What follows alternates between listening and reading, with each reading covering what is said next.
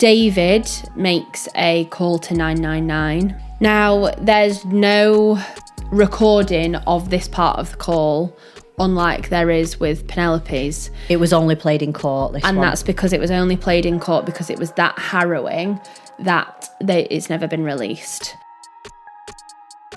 Just a quick disclaimer, the content presented in this podcast is based on real events and may contain graphic descriptions of violence, crime scenes and other disturbing material.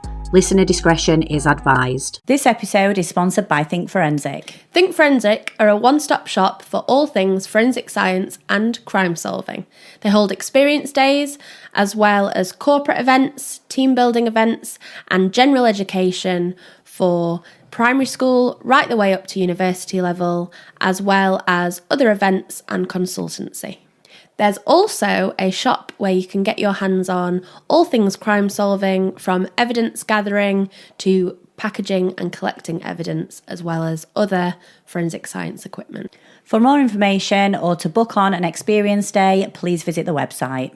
Hi everyone, and welcome back to another episode of Grave Secrets. We're your hosts, I'm Annie. And I'm Beth. Today we have a case study for you. So we're going to get straight into this one. We did enough yapping on last week's episode. Yes, we did. A full hour. Yeah. So we're going to get stuck in. Now, this, in many ways, is a completely different case to the ones that we usually cover. Yeah. In that there's no manhunt. There's no examination, really, of forensic evidence in order to identify the killer. Yeah. Instead, it's a complex investigation, but it's more about uncovering the truth as to why a woman's killed her husband of 24 years. Yeah, it's more about the motive, and this case has left a lot of people very divided. Yeah. So what I could see, I researched the case and then I looked at a few other podcasters and had a look at people's different opinions on this, and so many people are divided. I think I am, yeah. to be honest. Yeah. I will say, I know we've mentioned this with other cases. We are obviously going to be covering sensitive topics, but please be aware that we are going to reference abuse in this episode.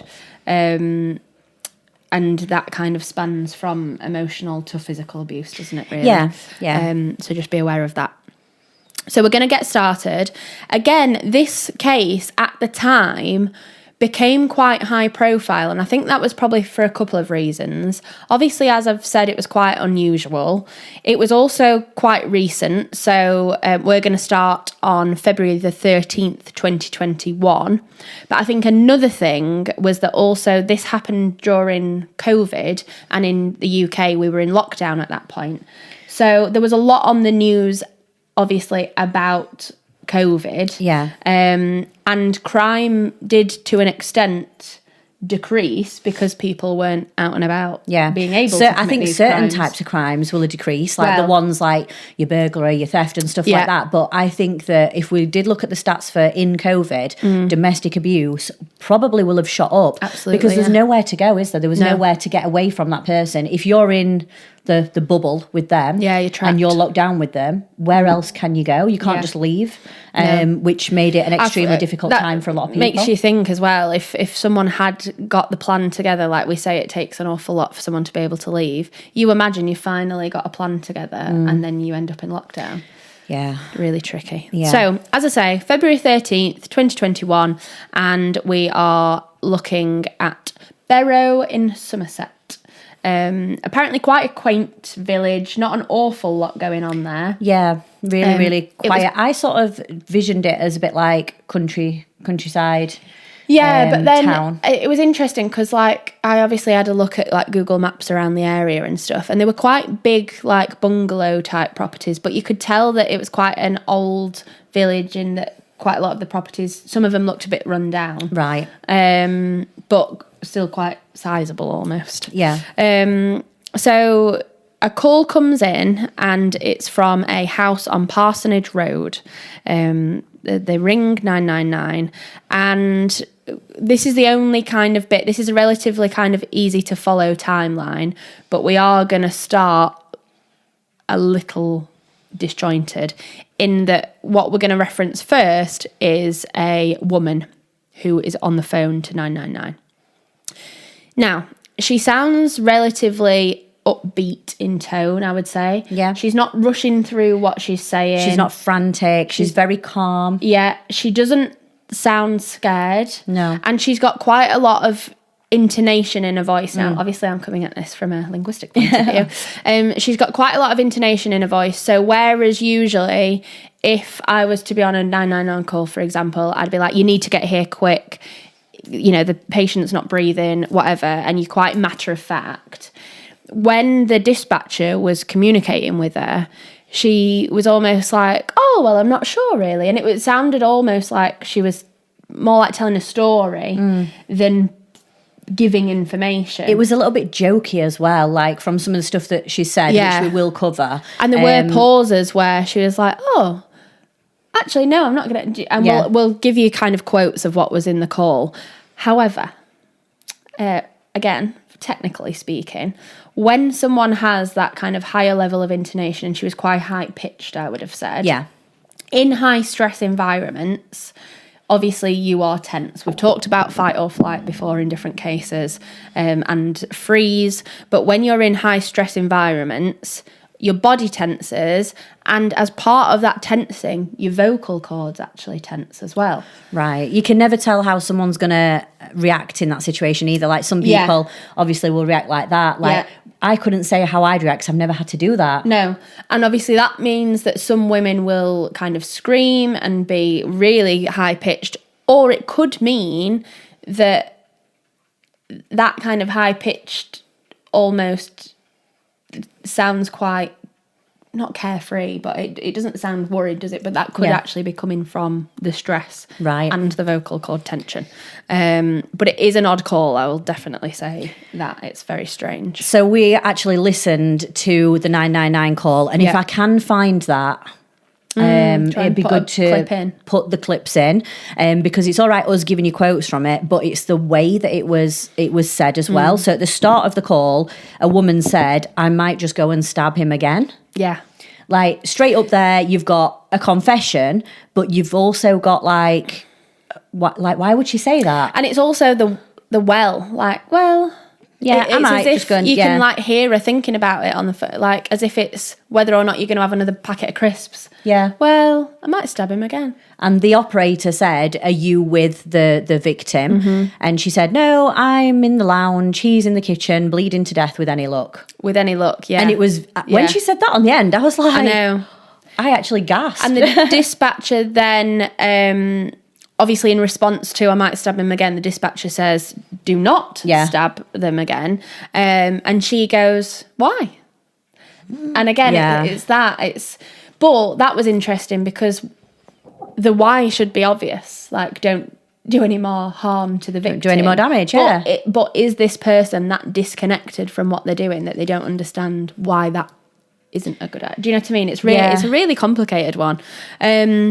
What I did notice in the call, I don't know whether you picked up on it at this point, because I know it references it later in the case, like at trial, she knew how many times she'd stabbed him because she states even where she stabbed him. So she says, I've stabbed him in the abdomen. So it doesn't seem frenzied. There's an element of it that seems like she's completely disconnected, like someone that disassociates, but she's very aware of what she's done. Also, in a frenzied attack, it'd be stab, stab, stab 3 times. But in this case, it wasn't. There was a short gap in between.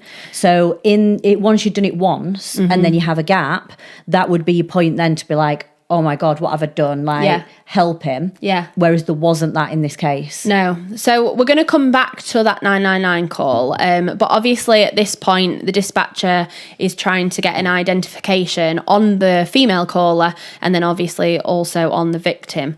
So she was ultimately identified as 66-year-old Penelope Jackson.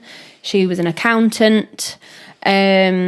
And again, police then go to Parsonage Road and they seem quite calm as well. You can access, if you have a look for it, you can find the body cam footage.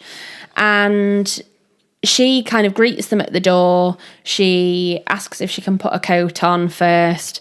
And as the police are talking between themselves, and obviously over the radio, one of them says, "Get the paramedics in." And she just kind of out of nowhere says, "Oh, no, please don't." And then again, she says like, "Oh, I should have stabbed him a bit more," because obviously they're insinuating that the victim's still alive and can be saved. And when they said, "You're arrested on suspicion of attempted murder," she was like, "Oh dear, did I not do it properly or something? Didn't she? Did I not? I should have done a proper job." Yeah. Like all this stuff that was just adding up. And even the police officers, you can see in the footage, were shocked. They didn't know what to say, did they? Even one of them was saying to her, just basically shut up. Yeah. Like, just stop talking. Yeah. So it were more jokey as well, weren't they? Yeah, well, it was cracking really a few jokes. odd. It was strange. So at 21:26, the victim is confirmed to be her husband, a man called David.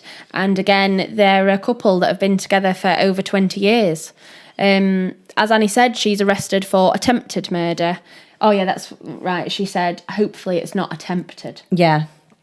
And she's read her rights, and she does confirm that she stabbed him the first time. But this is the first point in which she gives an indication as to how this has happened.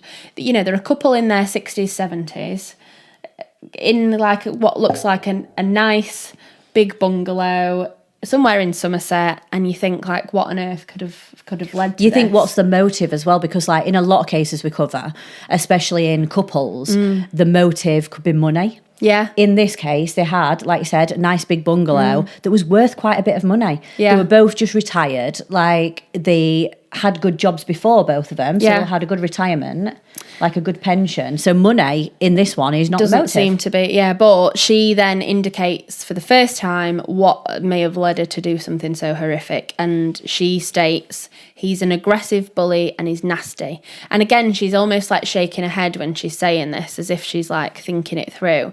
She said, "I've had enough."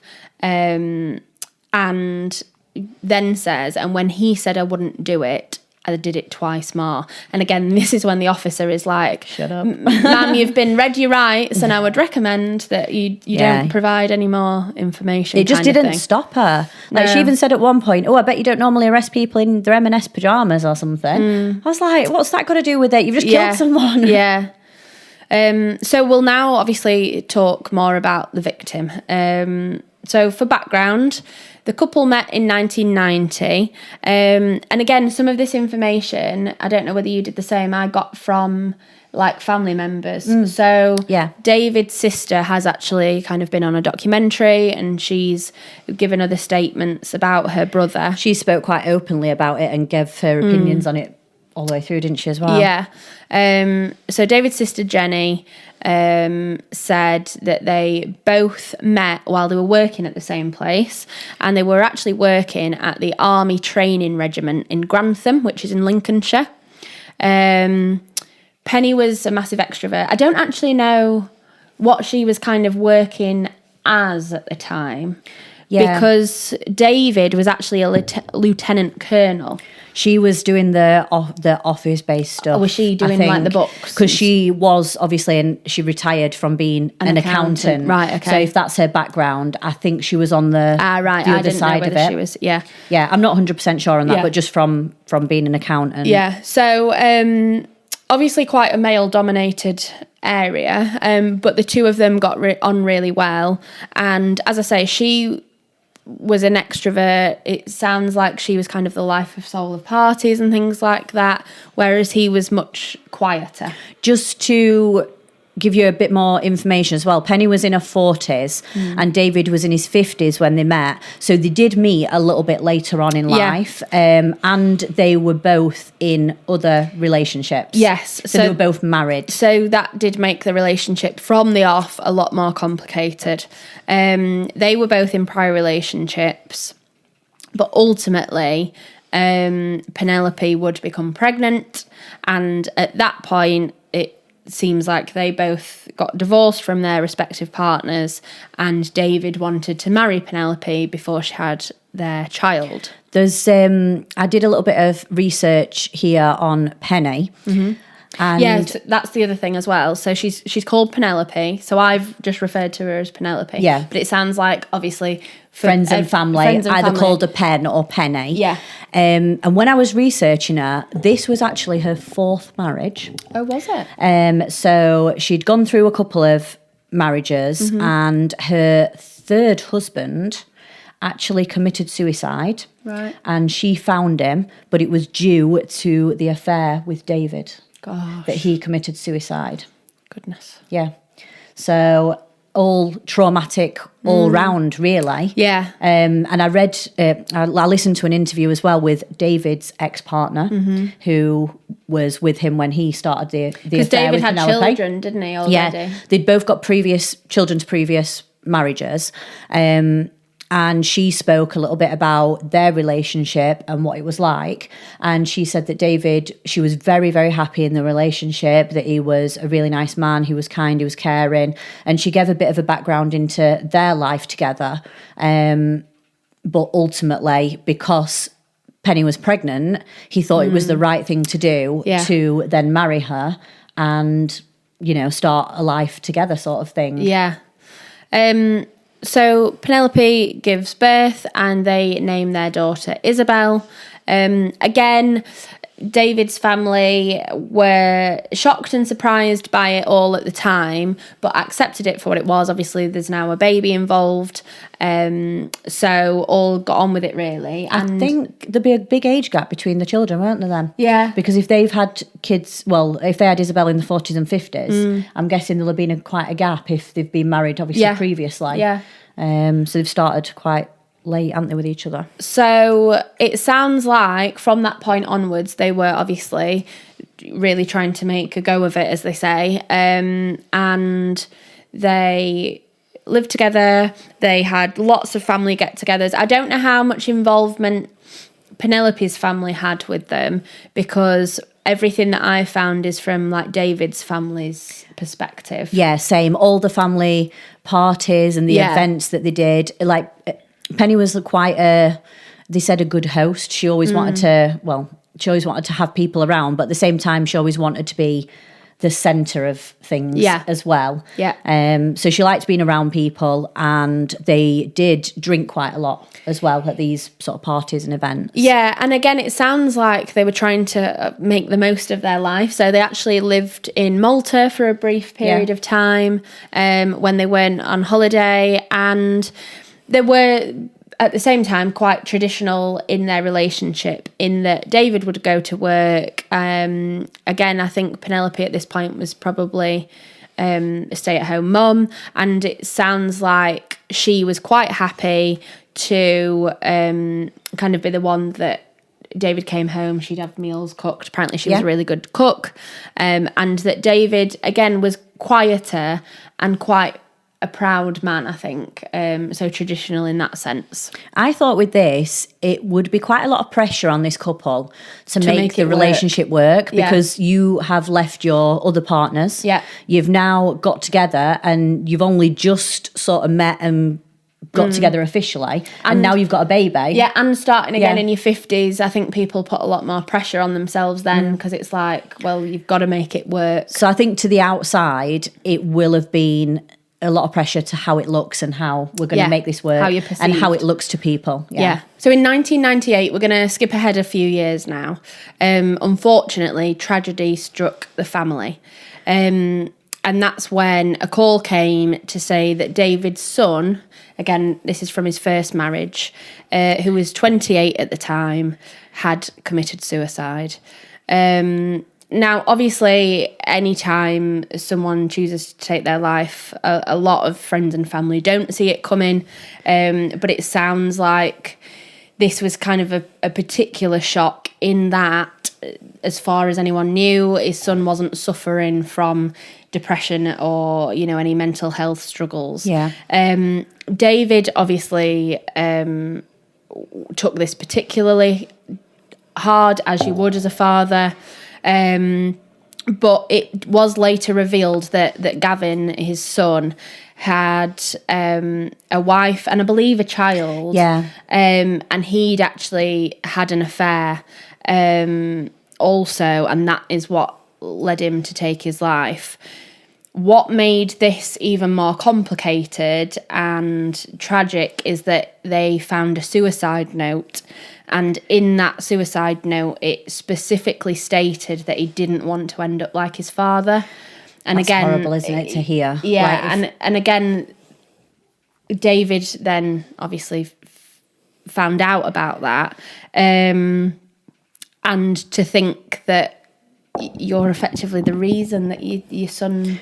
Yeah, it's sort of the guilt and everything all together, and you can see how that would have affected David. Yeah. And he did have to get psychological help, didn't he? He went to a therapist for which that. Again, I think is obviously very necessary for anyone that goes through something as tragic as that. But also, and I know it shouldn't be like this, but I actually thought, like, fair play for actually going. Yeah. But that's how almost taboo it is for men to seek mental health help, because I just thought, good on him for being so brave. But I thought, no, that should be a standard. But I think it's because that's not the case, because David was painted to be such a traditional, older, like sort of middle-aged man. Yeah, they're the least likely people to try and get to go and see to like counselling, therapy, and stuff like that. Aren't they? Quite rightly received help, but obviously you are going to kind of retreat. There's not going to be these family get-togethers as there were. There's not going to be this frivolity that it sounds like there was quite a lot of. And I think both Penelope and David were kind of retreated at that point, and it seems that this is when their relationship shifted. It is going to have a massive effect on the relationship though, isn't it, that? Yeah, and it's much like with anything else, with trauma, with grief, anything like that, you don't know how you're going to respond until you're in that situation. But it did appear from what Penelope had kind of reported to friends and family, and what the daughter Isabel had seen, was that the grief for David did present itself in angry outbursts. Yeah, and mood swings. And he had been known to pick things up and throw them across the room. And at one point, actually, was reported to have threatened Penelope by holding a knife to her throat. That was seen by family members as well. So they were having a family gathering, and at the end of it, I think she'd gone inside and he had the knife to her throat, and family members actually had to come and wrestle David to get him off her.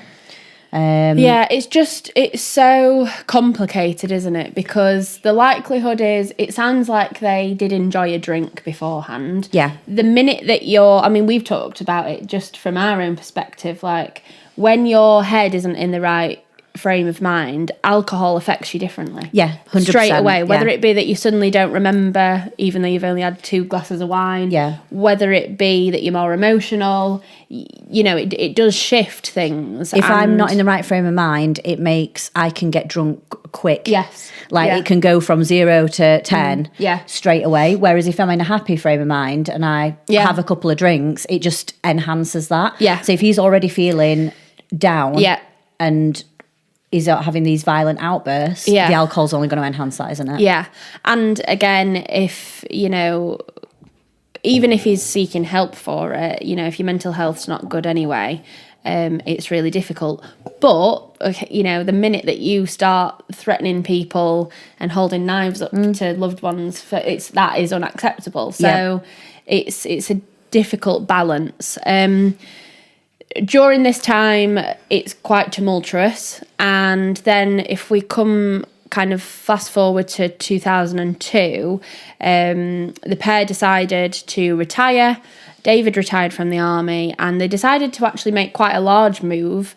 Again, kind of fresh start, new change of scenery, and they moved to France. This was almost an attempt to repair the relationship, wasn't it? Like, I feel like it's a bit of a calmer, easier, more relaxed way of life out there. Yeah.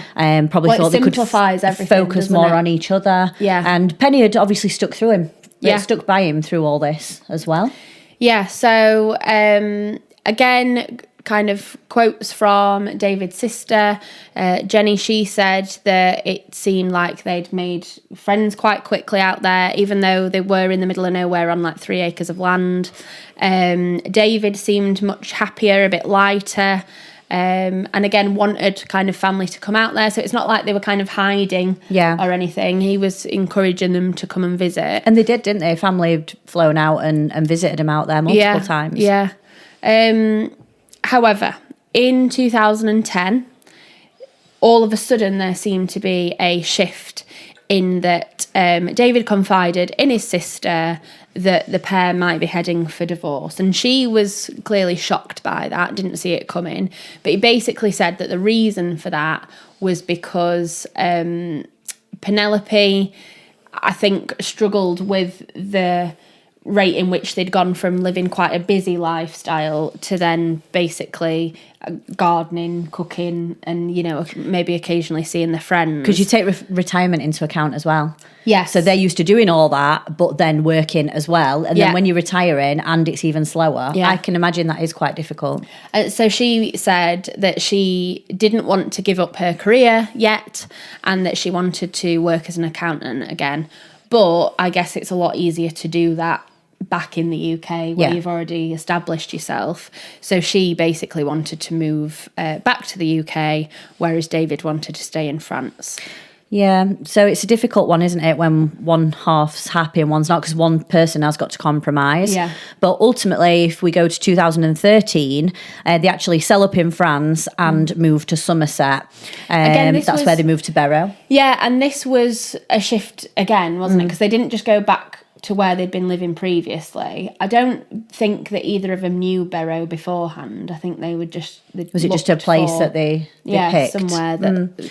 So again, it's not really familiar to come back to, is it? No, but I think it was one of those where, as I said at the beginning, a quieter... I'm sure I saw somewhere that it was relatively near the sea.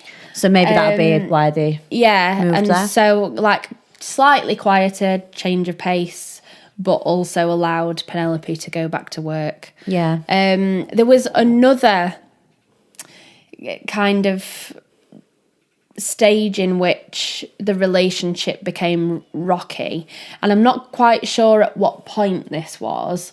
But again, it seems like David and his sister had a really good relationship and they were really close. And he then confides again in his sister and actually reveals that he discovered that Isabel, their daughter, wasn't actually his child. I think it was quite early on, because by this point, David had adopted Isabel. Yeah. So it turns out that Isabel was actually the daughter of Penelope's ex-husband who died. So it questions the whole relationship for me, this part of it, because the reason that David left his previous wife and married her was because she was pregnant with his child. Yeah. And they wanted to make a go of it as the family. And again, David felt like it was the right thing to do. But did Penelope know that she was already pregnant by her husband? I do think it's tricky in this case, because being completely realistic, if you are having an affair with someone, you wouldn't necessarily know who the father was. Yeah. And David surely must have been aware of that to a certain extent as well. It's a risk that you don't know what they're telling the other person, though, do they? You know, we've come across it a million times. Oh, we sleep separately. We don't have contact. It's already broken down. It's a line, isn't it? Everyone says, oh, the relationship's already dead. It's already finished. Yeah. You don't know what they've told each other. But David did at some point find out that Isabel wasn't his daughter and still adopted her. Yeah. But this was unknown to the rest of the family. So he did actually reveal that, didn't he? And when he revealed it, he did say, and I'm still furious with Penelope for kind of putting him in that position, which again you can understand, because like you say, you don't know what to trust then, do you? No. So this is when, as far as we know, kind of they are living relatively happily in Somerset. There's no kind of big significant updates at that point. No. There's no shifts. I've seen some quotes from neighbours and things like that, and they said they were just like a normal couple in the 60s or 70s. They just came out, they did the gardening, they'd remove the plants, they'd do stuff like do the DIY stuff. They just looked like a normal couple who were doing home improvements. They were never like arguing in front of people. No. There were never like screams or shouting coming from the house. No. So it all just seemed like a very normal relationship as far as everyone on the outside was concerned. Yeah.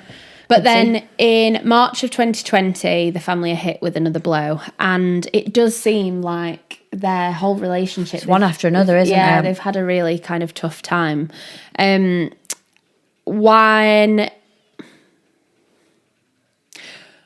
David was 77, he, at that stage, was diagnosed with bowel cancer.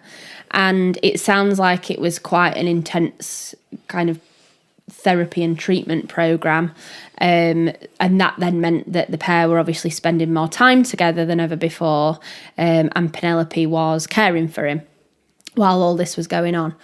Not only was all that going on, but this is when COVID hit. So you're already caring for someone. I think there is this dynamic in this relationship of Penelope being quite independent. She's obviously career driven. She's got her own kind of power. Yeah. And David is older. He's over 10 years older than her. So I think when he was diagnosed with cancer, he's now 77, obviously struggling. I can imagine that Penelope would have struggled with that. Yeah.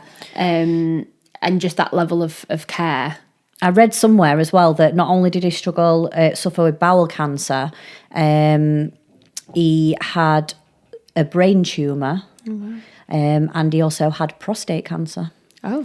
So David was quite an ill man. Yeah. So maybe it's not just one of these things. She'd have been looking after him through all of these. Yeah. And with something had gone, I don't want to say gone wrong in his brain, but he'd had to have a electric monitor fitted that stimulated the signals in his brain. Yeah. So that was like a sort of little box thing that had been fitted. That had been fitted in. Yeah. I think it's hard as well because obviously when you're in a long-term relationship with someone, you know that it's not going to be 50-50 all the time. Yeah. And you know you're going to go through phases of a relationship where you have to take the brunt of it, and then there'll be phases where they do as well. And again, David came back to the UK for Penelope. So he's made a sacrifice. Yeah. It's like, but when you're in it doesn't feel like that, does it? So this is probably when obviously their relationship was going through a tough time. And by December, so on the 23rd of December, we're still in 2020 here, it sounds like David and Penelope got into an argument that was kind of sparked by David, and it was just over something relatively menial, and they were fighting over trying to find a programme on the TV. Now, again, I say it sounds menial, but anyone that experienced lockdown during COVID will know that the smallest issues became huge. Yeah. Because it's a bit like when you're little, when you're at school. School's your whole world. Yeah. So if you have a fallout with someone, it's the biggest thing to ever happen. It was a bit the same in COVID in that you had nothing else to think about. Quite a lot of people were on furlough and not working. This couple have retired. So that was kind of, you're just rattling around in other people's presence at all times. Yeah, and I think that definitely heightened this situation because David had sort of lost his temper in this instance, but Penny had followed him around the house filming him, and you think, was she goading him or was she filming him for evidence? She said she was filming him to show the daughter what he was like, and she ultimately locked him in the conservatory. So again, you don't know whether he went in the conservatory to get away and she's then locked the door or something, or whether he was just angry and kind of pacing around. I think he must have gone in there and then she's locked the door, because the way he reacted now, he was really angry at being locked in the conservatory, as you would be, but he actually took a poker from the fireplace and smashed his way out. So he must have been number one, angry at that point. She's filming him as well, so that's probably not helping the situation. No. But is it from her point of view where she's thinking, I need proof that this has happened? Or is it his point of view where she's goading him? Trying to, yeah.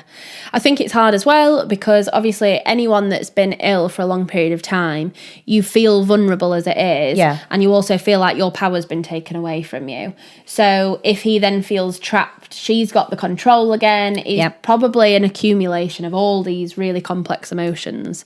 The police did respond to that. So I don't know whether it was the neighbours that had heard that something was going on or what. That bit was unclear. I think Penny rang them and said she'd had an argument, but she was quite shocked when the police came out. Okay. And they said, well, because you've obviously rang us up with something, we've had to come out and check if everything's all right. Yeah. And just do like a bit of a welfare check on you both sort of thing. Yeah. So that was the incident on the 23rd of December. But by February the 9th of obviously the following year, we're still in COVID. And this is the period of time in which everyone resorted to kind of FaceTime and Zoom to keep in contact with each other and just break up the monotony of the everyday. Zoom parties. The amount of pub quizzes that we had via Zoom. So February 9th, 2021, David's sister and husband Brian FaceTime Penelope and David. And again, they were in regular contact. They'd just ring up for a chat. And Penelope apparently said on that call that she was fed up and that she was frustrated. Again, completely reasonable. Yeah. Do you know what I mean? You would be. Anyone would be in that situation. I think we all were, weren't we? Yeah. Jenny said that, and apart from that, kind of nothing seemed awry. And David said to his sister, I'll speak to you on Sunday, which was effectively kind of the next week. And they always rang each other on Sundays, didn't they? Yeah. So it were sort of just expected next time they'd speak to each other. Yeah. So then we move on to February the 13th, and it was Penny's 66th birthday. Again, they planned to have this sort of Zoom party. So Penny's daughter had actually provided them and sent them with this sort of like gourmet meal. I think it was lobster and steak that they said it was. And it was like a pre-prepared meal that she'd sent for her mum and her stepdad. Or dad? Dad. Isabel's dad. Yeah, but obviously he's not a real dad, is he? Yeah. I don't know what you'd do. Anyway, she sent the meal round and they all started their Zoom call and just had like a bit of... It lasted a long time though. They said the Zoom call started at 2:00 and at 7:00 they were still on the Zoom. So it's almost like they were going about their... Not going about the day, but like making the food and it's not just you sat having this little... It was quite a long thing, wasn't it? Yeah. So they've been provided with this meal, and what happened is David had apparently said, oh, it doesn't come with any potatoes. So Penny had said, oh, well, I'll make some sort of posh bubble and squeak, and that can go with it. But I think that in this case, David he didn't want to say anything on the Zoom call because he didn't want his daughter to think, oh, it's not enough. Ungrateful kind of thing. Be ungrateful. So David had not actually mentioned this bubble and squeak when at one point Penny said, oh, I'll go and get the potatoes. Right. So he was a bit... agitated. Yeah, because he was like, why would you mention that on there? Yeah. And when he said it's embarrassing him. When he's kind of made a conscious effort not to. And again, he was reported to kind of be stiff upper lip type person, probably very private, keep things to yourself kind of thing. So at that point, the daughter and her partner, that's when they said the disagreements sort of started. But it's a little bit of bickering at this point. And again, you're bickering about used stuff. To everyone kind of being at the wit's end. Yeah. They did say that David walked away at one point because he was getting incredibly frustrated. But again, in an argument, in some cases, that's kind of what you want. You want the other person to just say, look, I can tell that this is affecting me. I'm getting wound up by it. Give me a bit of space. Take yourself away for a bit and then you kind of come back. So as this Zoom party is continuing, so Penelope and David are connected to Zoom on the iPad, and they realise that the iPad battery is low. So they are looking for this charger. They are also bickering about this iPad charger now. So it's sort of escalated onto something else, isn't it? But once you're already arguing with someone, that's it. Anything could wind you then up. annoy you, couldn't it? So at that point, the iPad battery dies and they couldn't find the charger. So the meal pretty much ended at that point. Yeah. But Penelope then does message her daughter saying, if it goes tits up, I love you to the ends of the earth.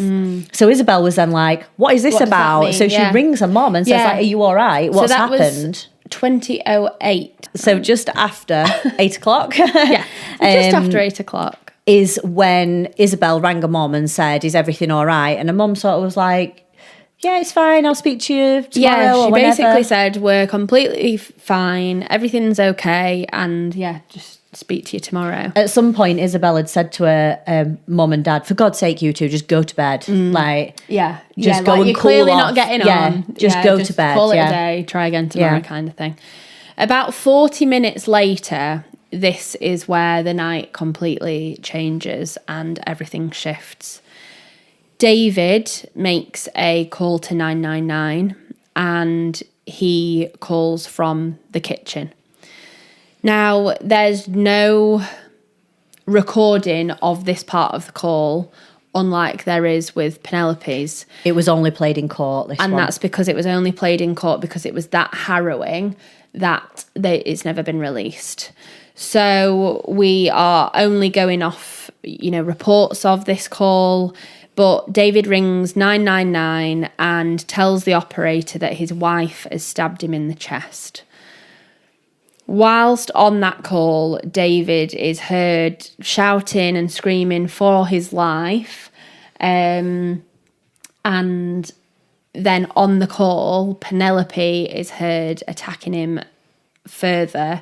And whilst on the call, she actually stabs him a further 2 times. So this is where it links back to the call at the beginning, because now at this point, Penelope takes the phone and she now speaks to the operator, which is the part that we covered at the beginning. She's refusing to help him against the advice that she's given from the 999 operator. And you can't imagine, because they must have, multiple, I don't know how many calls a day they'll get through, but multiple calls in one shift. And they're all probably, to a degree, pretty standard. Yeah. And then to get something like that, where you've just heard someone die while you're on the call with them, and then to actually speak to the perpetrator firsthand. Yeah. And Penelope even says on the call, I am Copus Mentis. Like Annie said, she was then asked to help. And she basically says, no, I'm not going to do that. She point blank refuses. Yeah. So again, we spoke at the beginning, but we're going to come back to the call now because it is incredibly controversial. Now, some would say that she sounds incredibly calm and collected and that there's no remorse. Other people would argue, and it's really difficult. I'm quite torn because I do think from the body cam footage of her and from the way that she interacts, it is like she's disassociated to me. Is she in shock and she's totally dissociated from it? Yeah, and that would be a trauma response. And whether or not it was premeditated and she had planned it or not, you would still be in shock. Like, we've talked about different ways that offenders act after they've committed a crime. And people in attacks that kind of happen all of a sudden, I'm not calling it a frenzied attack, but when it's kind of a spur of the moment attack, they often are in shock. You never think you're capable of something like that, and then suddenly not only are you, but you've already done it. Yeah. So it's really tricky to say, but what is clear is that she is aware of her actions. It made me think of the case that we covered where the offender had stabbed his parents. Yeah. And he was very much not aware of almost what he'd done and the impact that it had caused. Yeah. He knew that it was going to inflict pain on them, but it was like he didn't understand what that then meant. Yeah. Whereas Penelope, This is different. even explains her rationale. So she said she'd gone for his heart, and then she said, well, he hasn't got one. Again, that's what I mean. It's almost like to say. It's almost jokey and trivial with the operator on the phone. But then she says that she then stabbed him twice in the abdomen. The other thing to note is that we said that David rang up and he was in the kitchen, but the first attack actually happened upstairs. So that makes it complicated as well, and we'll come back to that when it comes to the investigation. What is clear is that even if she's in shock, she is very aware of what she's done. As we said, she even, says, I'm agreeing to what I've done. I know what I've done and I know why I've done it. And she basically says, I'll take the consequences, doesn't she? She says, and if I haven't done it properly, I'll be really annoyed. That even on the body cam footage, while they're going in to help him, she says, with any luck, you'll be too late. Did you hear as well when she gets taken and have a temperature done? And then she was like, oh, just to top this off, I hope I haven't got COVID on top of this. Yeah. COVID's least of your worries. You just killed someone. Yeah. So it does. But again, it's all just so disconnected. It was really troubling. It was as if she'd snapped. Because again, I don't know whether you thought the same, but looking at her eyes seemed really wide. Yeah. You know what I mean?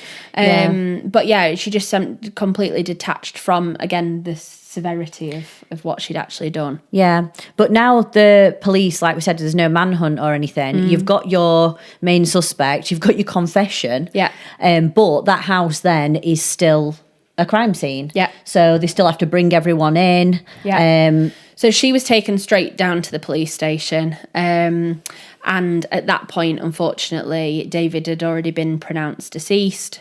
So while getting kind of processed at the police station, she'd already been charged at her house with attempted murder. But then in the station, she's then further charged with murder.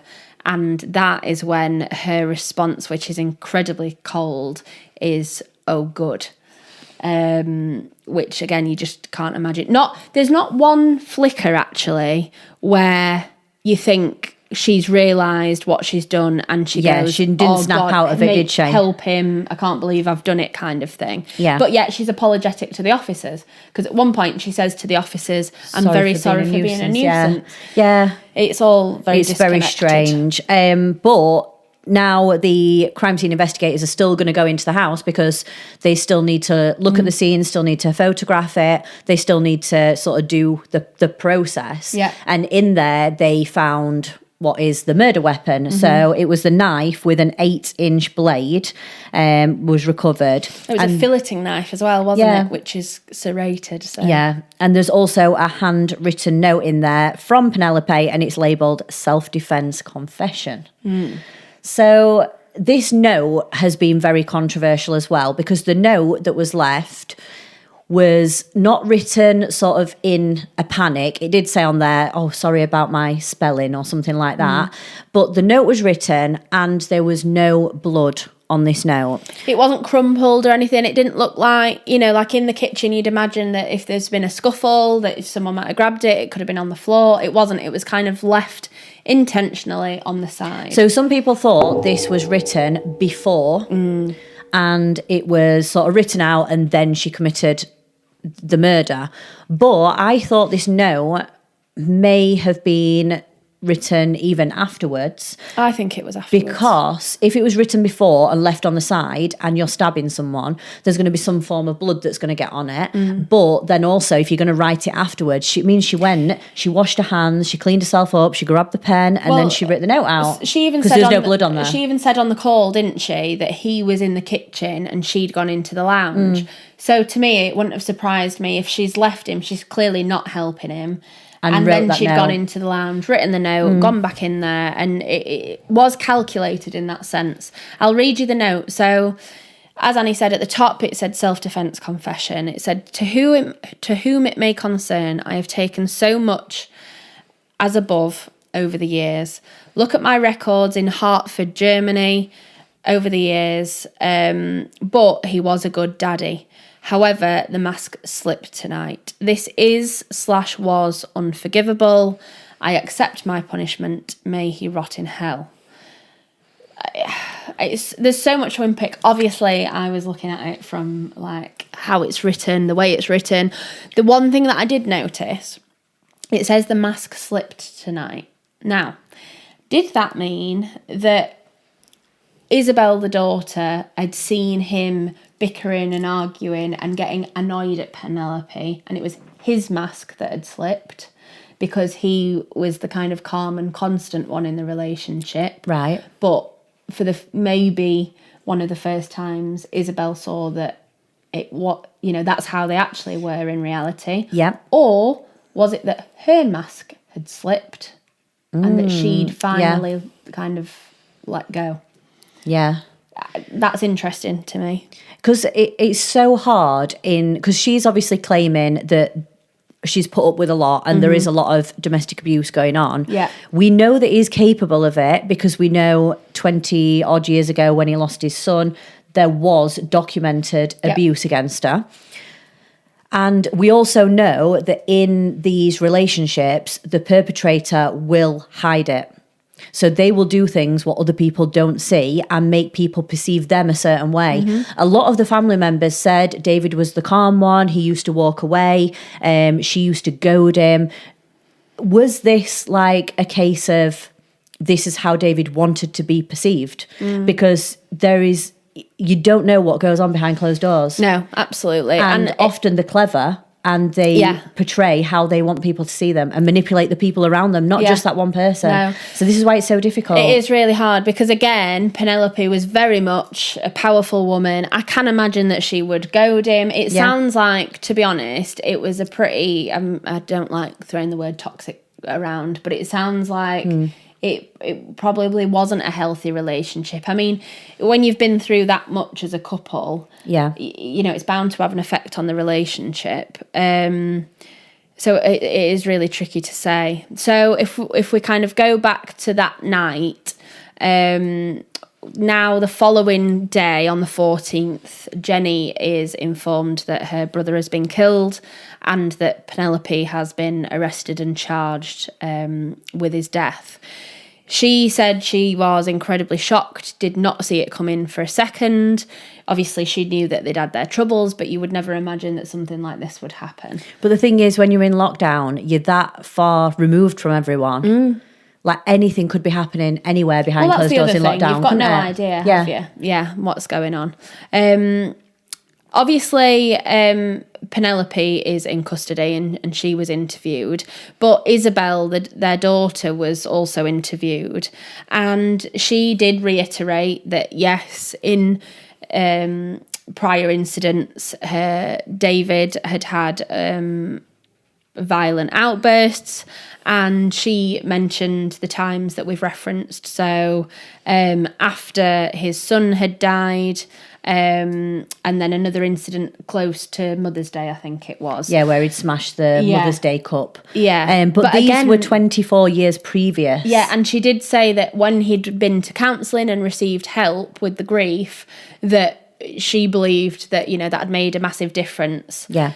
So, again, do you go off someone's actions and what they're capable of 20 years ago, or do you believe that it was the circumstance, the grief, and that, a person's actions don't define who they are 20 years later? So you've got the accounts of Isabel, the daughter, and then you've also got David's sister saying she'd sometimes visited the couple and Penny was nasty. Like belittling him in front of everyone. Yeah, it's really hard in this situation because no one will actually know what went on other than Penny and David. No. So the trial happened pretty quickly, really. Yeah. October the 11th, the trial began, which was 8 months later. Again, odd from Penelope because at one point she actually saw Jenny, David's sister, in the courtroom and turned to her and said, "Hiya, Jen, are we still friends?" That's very odd. Yeah.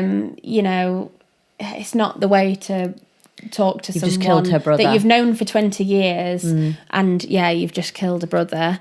So Penelope actually pled not guilty to murder, but pled guilty to manslaughter. Again, I felt incredibly sorry for Isabel because she was cross-examined in the witness box. Yeah, she had to talk about the Those violence, didn't incidents they? and the Again, violence. yeah. So the prosecution stated that on that night that David was killed, Penelope had left the dining room. She'd actually gone up to the spare room, but she'd taken a knife with her. She'd taken it up to bed. Now, again, we'll never really know what happened, but there was an account of her apparently putting it under a pillow to sleep with. But then the next thing was that she was supposedly potentially going to take her own life, but then decided to attack David with the knife. The thing is, though, if you feel unsafe, so I've personally been in a situation where I felt unsafe in my own house that I've been living in, and I've done the same, and took a knife up to bed with me and had it in the bedside drawer. Doesn't mean you're going to use it, but I thought if I'm at a point where I think I might die from someone maybe strangling me or something like that, then you know I can reach for it and I've got something. Yeah. It is a last resort, but I've been in that situation where I have taken a knife to bed. Yeah. Didn't mean I was going to kill someone, didn't mean I was going to kill myself, but I was scared. Yeah. So is this a situation of her being scared? Yeah. Or is there intent? And this is the thing with the trial. Yeah. They are now fighting to prove intent, because that's what it comes down to, isn't it? Yeah. It's the intent of it. Is it murder or is it manslaughter? And that depends on the intent. And I think what's hard about it is we do have, yes, they're from 20 years ago, but we do have proven incidents of David being violent towards Penelope in the past. Yeah. We don't have any evidence of Penelope being violent towards David. Yeah. Yes, there's been evidence that she's kind of goaded him. She locked him in the conservatory. Yeah. But there's no physical violence as far as we know. But would he report it? This. Because we said before, is a proud man, is traditional. Would he have been the type of person to report any domestic abuse? And from what people have said about him, probably not. No. So it's believed that the confrontation began in the bedroom. At some point, Penelope obviously had the knife, and David is reported to have said something along the lines of, "You'd never do it," or "You wouldn't dare." At that point, Penelope then stabbed her husband. He did manage to get away. He actually went downstairs, and that's when he rang 999. So it was actually David that made that initial call to 999, not Penelope. And the call lasted for over 18 minutes. We then obviously know to an extent what happened next, because Penelope then obviously came downstairs to the kitchen, and that's when the dispatcher heard what happened next. Did you not think that it took a while for the police to get there? 18 minutes doesn't sound that long, but in the grand scheme of things, when someone's bleeding out, it seemed quite a long time. The police got there before the paramedics, didn't they, actually? Yeah. But then again, if you're in Somerset, in a small village, it's probably unlikely that they come across that a lot. Yeah, it's probably very rare. Yeah. So the prosecution used that as proof that Penelope hadn't just lost control. It wasn't frenzied, because the attack actually moved upstairs to downstairs when she then continued to attack David. Yeah, so there was a break. There was that break there, which discredited the frenzied attack, didn't it? Because she then had a break and then started again. Yeah. But again, I find it really difficult to be able to tell. So the trial lasted until the 27th of October. That's when it concluded, and the jury deliberated for 11 hours. They found Penelope Jackson guilty of murder, and she was sentenced to life with a minimum term of 18 years. The judge, in their statement, was actually quite harsh, I think. The judge didn't believe at all that Penelope had ever experienced any abuse from David, and basically said that it was made up to try and help her get away with it. How crazy though, when the judge there said is... it was all premeditated.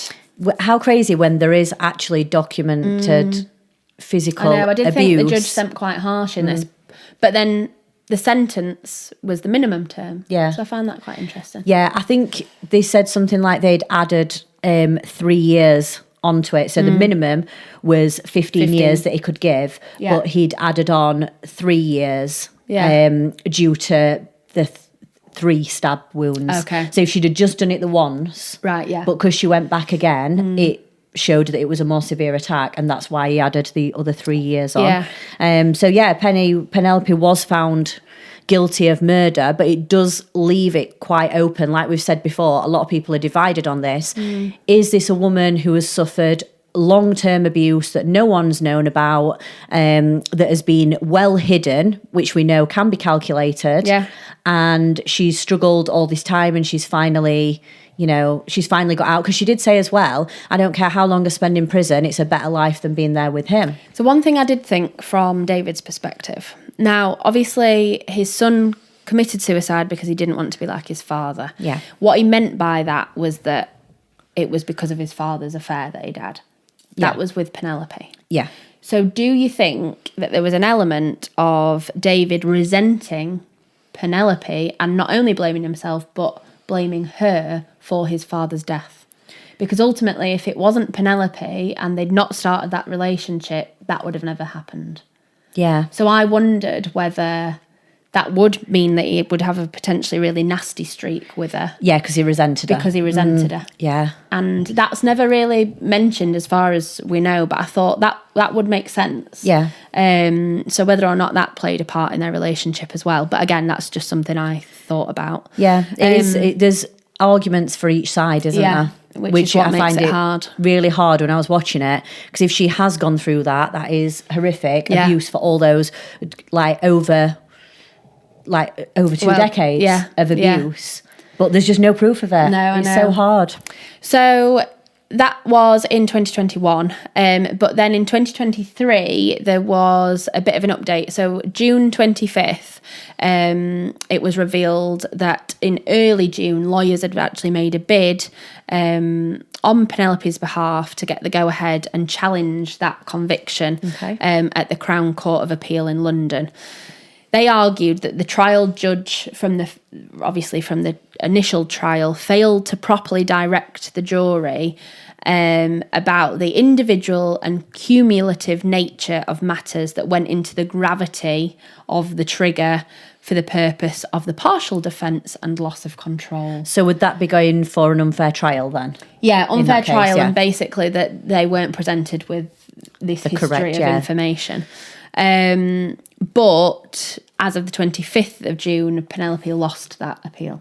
Okay. So it stands as that it she's was. Still in prison. Yeah. So again, it's really difficult to tell in this case. Now, if it was in fact David that had been subject to abuse, I think it's important to note, obviously he is the victim in this case. He was killed, and he was killed in an incident of partner violence. So just to end with a stat, we often talk, because unfortunately it is common, that there's female victims of domestic violence, but 1 in 5 to 6 men, that's 18% of men, have been a victim of partner abuse in their lifetime. And the stats sit, when you look at them, this is in the UK, at about, so if abuse for men is maybe 18 to 20%, whatever that stat is tends to be about mid-20s for women. So there's really not that much disparity in it. But I just thought it's worth noting. In this case, it's difficult to tell, but whoever is in that situation, it's unacceptable. So that's today's case. Again, let us know what you think, because it is really difficult to tell. I voice noted Annie as soon as I'd researched it, and I said, I just don't know. I would have hated to have been on that jury. Yeah, it would have been horrible, wouldn't it? Yeah. I think the call that no one has heard, that's obviously not been released, I think that would have probably played quite a big part. If she would have stabbed him once, been on the phone to the police, not said all the things that she had done, got to the police station, stayed quiet, got a lawyer, would it be a different circumstance? And even if she'd have said everything that she did at the time, but then after that she'd said, look, I really regret what I'd done, and it's I'm sorry, the no but I remorse just thing, which is quite snapped. shocking. But yeah, it's the continued lack of remorse, isn't it? Yeah. Difficult. It is. So let us know what you think of that case. So that is our first one back, done. Yeah, so let us know whether we did we do a good job on that one. And as always, if you have any kind of cases that you'd like us to cover, then please let us know. But for now, take care. We're done. We'll see you next week. Bye.